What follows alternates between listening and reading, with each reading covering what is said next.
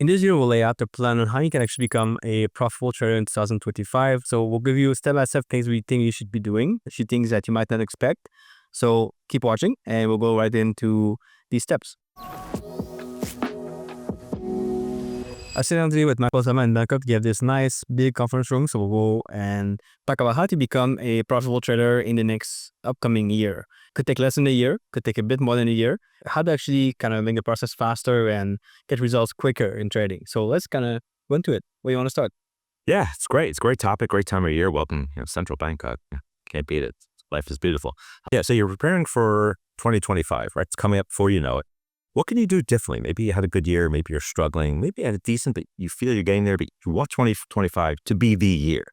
What can you do? All right, well, the first things first. I think the first key thing is to set a plan to learn from your mistakes. All right, we're all going to make mistakes, but really they're actually wins, not losses, if you learn from them. And the key to this game, less mistakes each time and everything else the same, you'll see your equity curve slowly creep up and hopefully reach your goals for 25. What do you think about that? Definitely, for sure. Yeah, small steps definitely go a long way. Tell me about what do you actually do if you're always like over trading, or you're always trying to like put in too much risk in your trades, or you try to like do too much with your money? Yeah, I mean, what we try to do is, to fix it manually. But really in the risk management process, this is where I look in when I review audits and things like, what can I do from a risk control process? So really it's part of the 5-step process of risk management, risk controls. And we're going to use for 2025, I want to encourage everyone to use technological controls. So let me give you an example. Say you overtrade, like you mentioned it. If you have too much trading going on or you're trading too much, set the platform where you have, say, a loss limit, or you have technological controls where you can set the amount of counter. You have a counter, trade counter. And once it reaches that, if you don't have it on your platform, maybe think about another platform, or even ask your broker, say, cut me off after 8 trades. Right? But using technological risk control takes you out of the process and it forces it. And you'll see those errors start to reduce. That's the goal of the game 25, reduce the errors. And we're going to use technology to do it. I mean, a lot of successful trading is based on not like finding more better trades. It's all about reducing the sticks, reducing the bad trades you make. Yeah, that's it. That's really, and it's a slow process, but what a better time than 2025 to do it. So sort of make a commitment in your trading plan to do it, and then start using these techniques that we're going to talk about. So for example, when you have trades that you're constantly monitoring and trading, why don't you consider having more set it and forget it trades in your trading plan? Force you to walk away, reduces those errors, reduces the compulsiveness of everything. We'll have them, right? But let's make a commitment now to just have more set and forget it. I've used and looked at several trading audits and journals, including my own. And my performance personally goes up when I have more of a set it, forget it mentality. That's been a big change in my trading in the past years. Yeah, doing only daily charts, so I don't have to really be there to look at the trades and wait for trades. I just look at it once a day, kind of like that set and forget mindset, and it makes a huge difference. Yeah, don't touch. Don't touch. Less touching than 25. When it comes to journaling trades, do you think that's a good way to get results fast with your trading? Well, I mean, how many people actually keep a journal? That's the first thing. So you do it. But what you can do is, let's go the extra step rather than just record journal events. Right? Because that doesn't do anything. Find out what the journal is telling you using data analytics. But here's a little tip. What you can do is, when you're about to make a trade, start to populate the things that you know, the date, the strategy, maybe the entry number and stuff, where your targets are going to be. Get that set, because before you push the button, now you're committing yourself to a compliant trade, ones that you're allowed to take. And if you push the button and you're not, wreaking havoc on yourself. So start to pre-populate the ones you can do. It will be surprised. It will force your quality trades to shine before you push the button. Try it. Let me know what you think. Comments below. It's worked for us, and it's really helped a lot of our traders get to where they want to go. How do you fix bad habits you have in trading that you cannot really get rid of? Yeah. First of all, the key to this whole process is identification. You can't address anything that you don't identify. And identify can mean not just saying, hey, I have a problem, but 2, ignoring the fact that you have one. It's cool. We all are not perfect, but if you recognize that you have a problem, look at the things, and every issue, every problem comes with an action plan. And to really accelerate the growth process and the success rate, have another person that helps you make yourself accountable. And you could be accountable for them too. You'd be amazed if you have to supply your trade journal to someone else. You're going to be hesitant to push that button. Maybe it's even a spouse or somebody, like I would say. I gotta talk to you about this bad week I had. It'll force you to think about twice before you make a bad trade.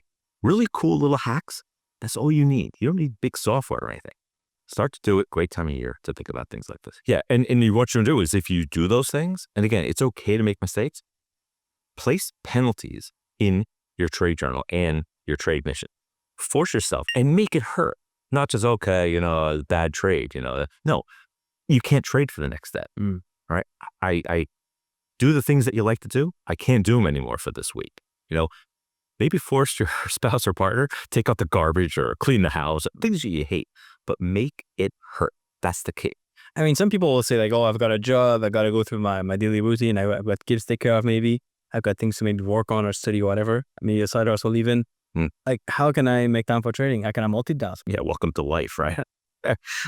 So, if we have to accept that we have, I'll say, we have kids or you have a full-time job, think about not just I can do it because, think about what can I incorporate, whether it's multitasking that allows you to play a role in it. Say at your job, maybe you're really busy, but you know what? Everybody has time. You have time to go get coffee 3 times a day. You have time to chat with the person next to you.